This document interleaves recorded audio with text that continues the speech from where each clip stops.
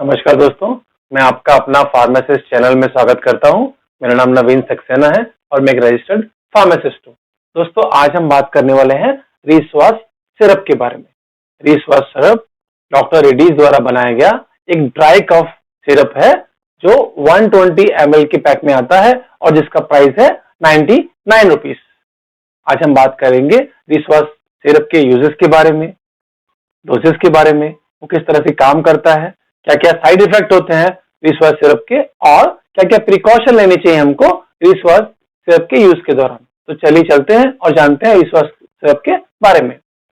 रिश्वास syrup को generally doctor dry cough में, allergic कफ में और स्पेशली आजकल कोविड-19 का जो एक स्पेसिफिक सिम्टम है ड्राई कफ, ड्राई परसिस्टेंट कफ, उसमें बहुत अच्छे से डॉक्टर रिश्वास सिरप को प्रिस्क्राइब कर रहे हैं और उनको काफी अच्छे रिजल्ट मिल रहे हैं।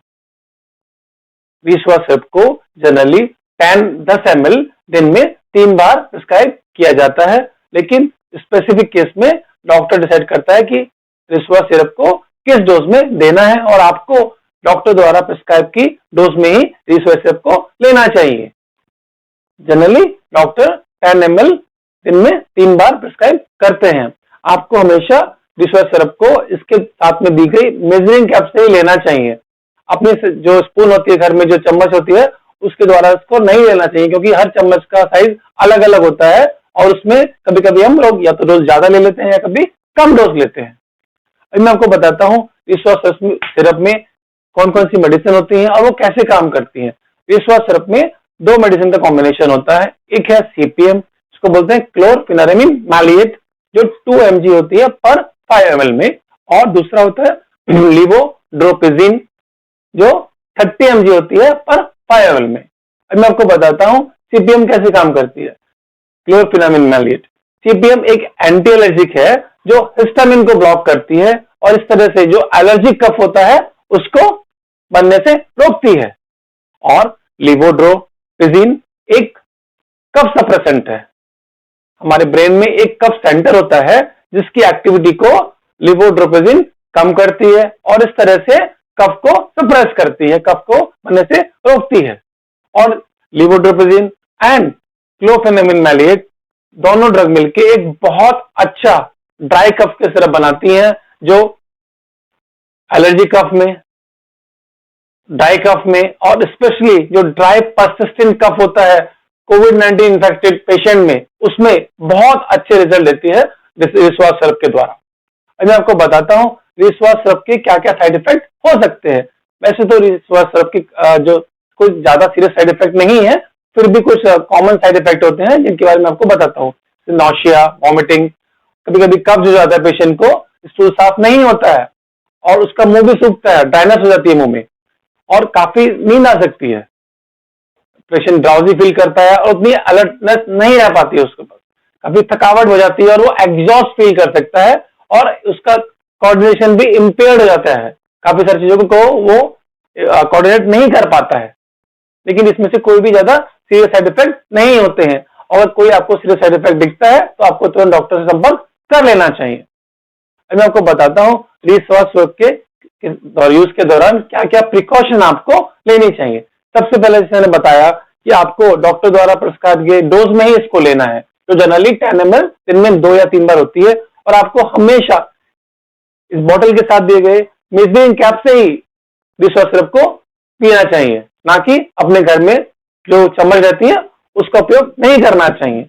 और आपको रिश्वास सिरप के यूज के दौरान बहुत सारा पानी पीना चाहिए, जो कफ को सप्रेस करने में भी हेल्प करेगा और जो हमारा माउथ जो ड्राई होता है साइड इफेक्ट की वजह से, उसको भी काफी तरह हद तक हैंडल करेगा।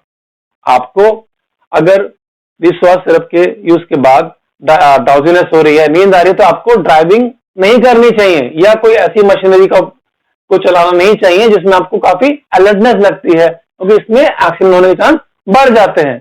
आपको अल्कोहल का सेवन नहीं करना चाहिए, क्योंकि इससे क्या होगा, एक्सेसिव ड्राउजीनेस हो जाएगी और उसमें आपको बहुत ज्यादा नींद आ सकती है और ये काफी प्रॉब्लम भी हो सकती है।